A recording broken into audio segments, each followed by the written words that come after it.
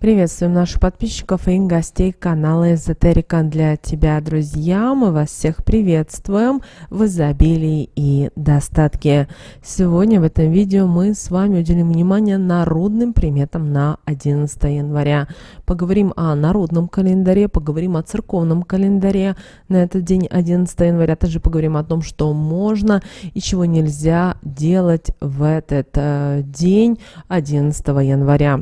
Вы знаете, сегодня, 11 января, отмечается в народном календаре страшный день. А вот в православном календаре в этот день почитают 14 тысяч младенцев, которые были убиты в Вифлееме во времена царя Ирода.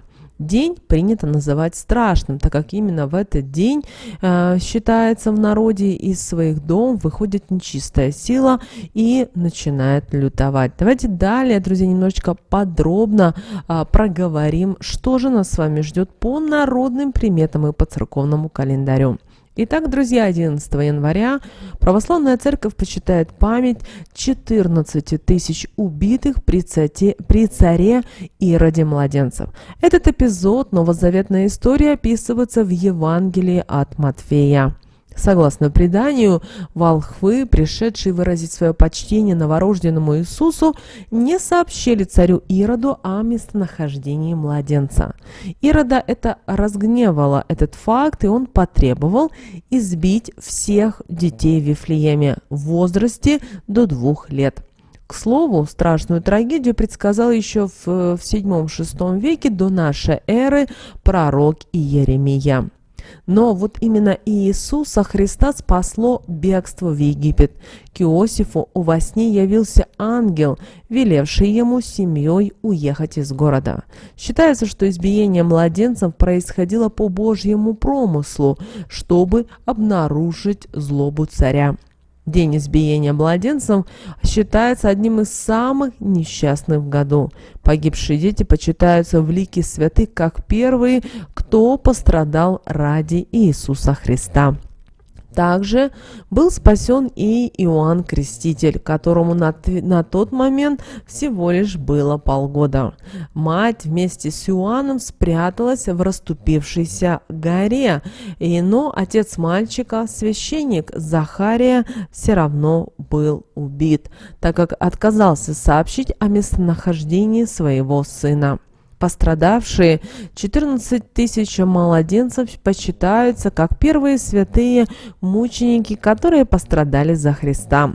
В наказание за свое преступление Ирод получил страшное наказание и умер, корчась в муках.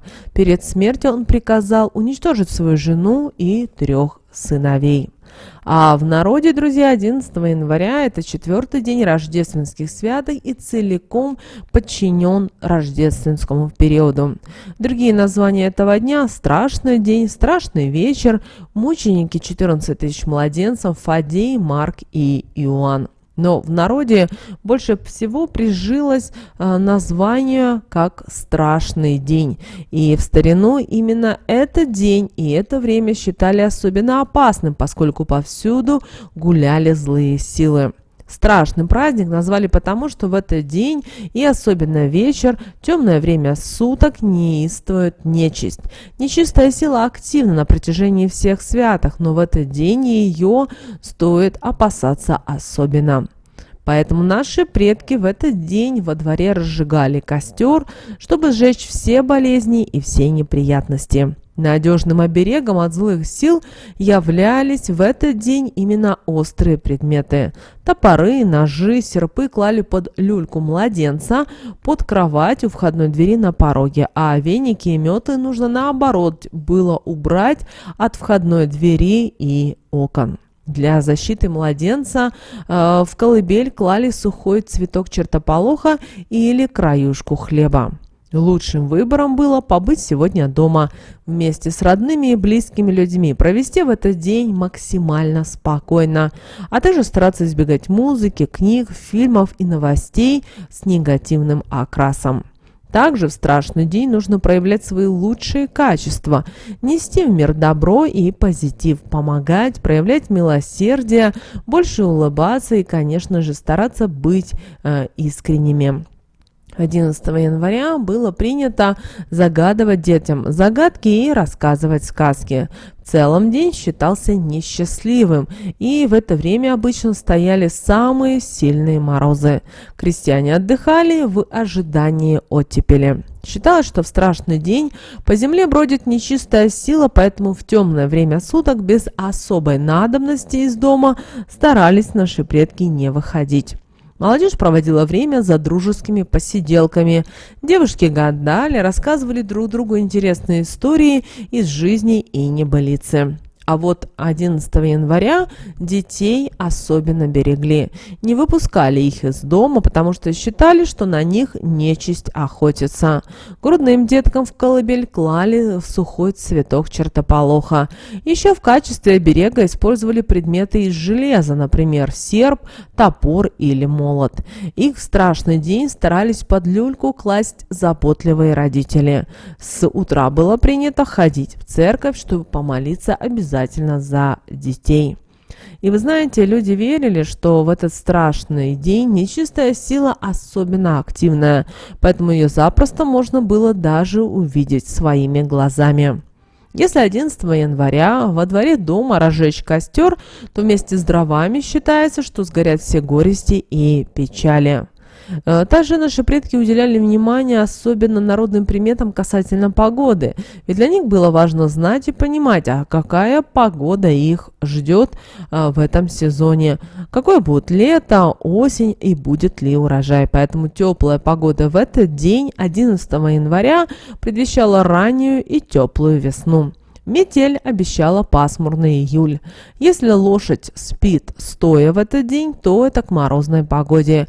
А если же животное легло на землю, то скоро оттепель. Снег падает крупными хлопьями к потеплению. Дым идет столбом к холодам.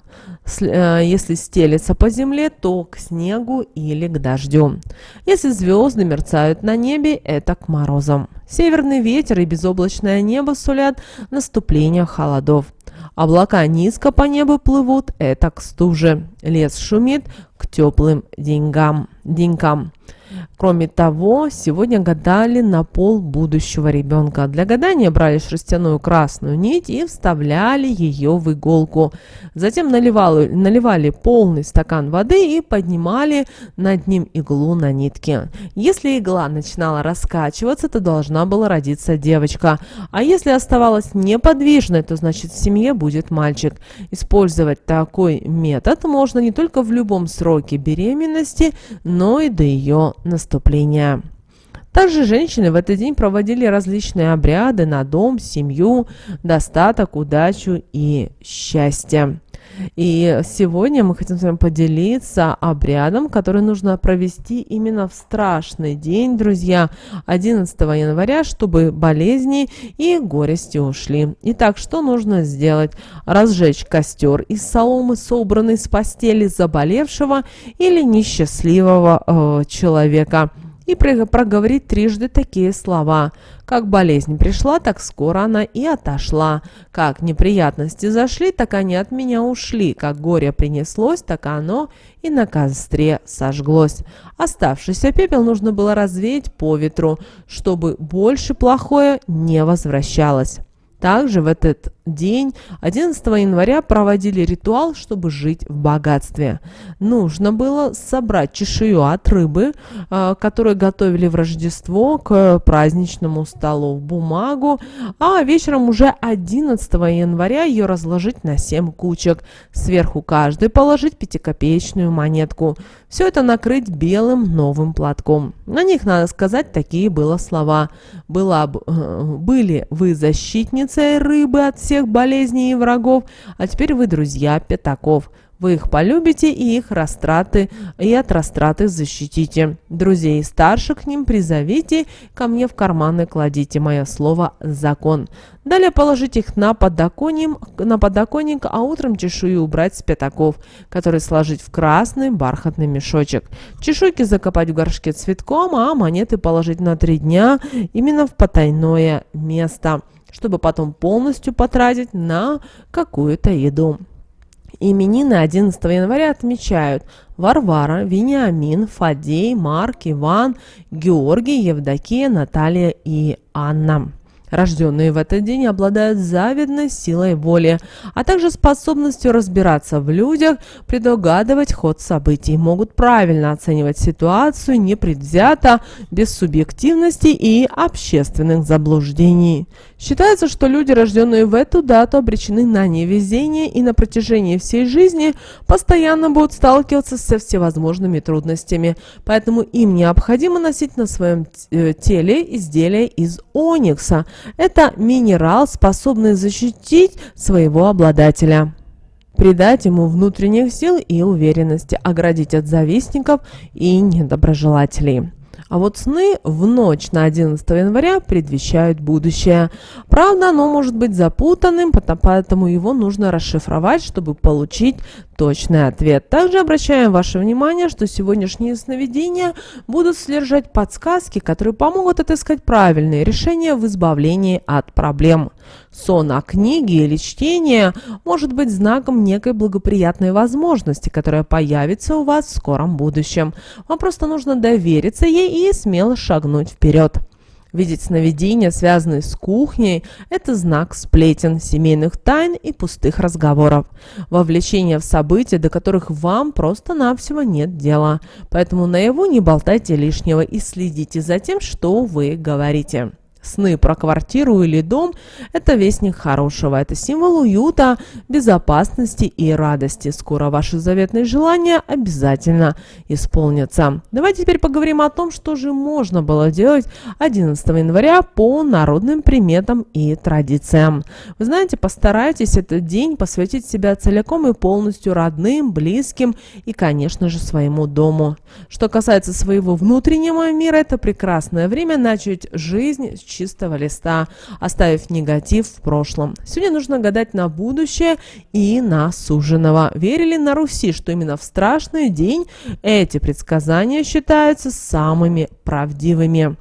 Нужно сегодня, 11 января, делать обереги для детей от нечисти по поверью, а 11 января они получаются очень мощными. Теперь, друзья, давайте поговорим о том, что же нельзя было делать 11 января по народным приметам и по церковному календарю. Итак, по народным поверьям, вся нечисть и злобные духи сегодня, 11 января, особенно активны. Поэтому в этот день запрещалось сквернословить, произносить любые бранные слова и обзываться. Считалось в народе, что такое поведение может привлечь в дом темные силы, а вместе с ними проблемы, болезни, беды и несчастья, которые будут на протяжении года сопровождать всю семью ослушавшегося. Также нельзя было ходить и в лес. Не послушавший запрета мог не вернуться оттуда, замерзнуть или же стать пищей даже для хищников. Так как в этот день по земле ходит нечисть, то сегодня старались без большой надобности из дома не выходить, особенно в темное время суток. Иначе нечистый дух может вселиться в тело человека и забрать его душу. Нельзя в страшный день выпускать из дома и детей, так как считалось, что на них демоны охотятся. Грудным в качестве оберега даже клали в люльку высушенный цветок чертополоха. Народными приметами запрещалось 11 января браться за важные дела, так как в этот несчастливый день, а именно таковым он и считался в народе, ничего хорошего не получится. Также в этот день ни в коем случае не желайте здоровья и счастья. Считается, что все пожелания исполнятся с точностью до наоборот. Также не старайтесь сегодня ходить в одиночку и не ходите в другие любые безлюдные места. А также старайтесь не выпускать детей на улицу одних.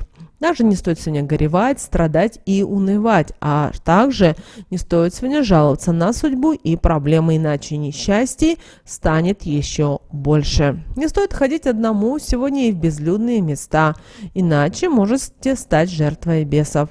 Также сегодня существует запрет на охоту и на рыбалку. Мало того, что промысел не увенчается успехом, есть риск подхватить сильную болезнь, набрести на неудачу или, что еще хуже, уже распрощаться со своей жизнью. Поэтому обращайте, друзья, особое внимание на этот день, 11 января. С вами, как всегда, был канал Эзотерика для тебя. Друзья, обязательно подписывайтесь на наш канал, обязательно ставьте лайк этому видео, обязательно поделитесь этим видео с теми, кого вы любите, кого вы цените, кому вы желаете мира, любви и гармонии.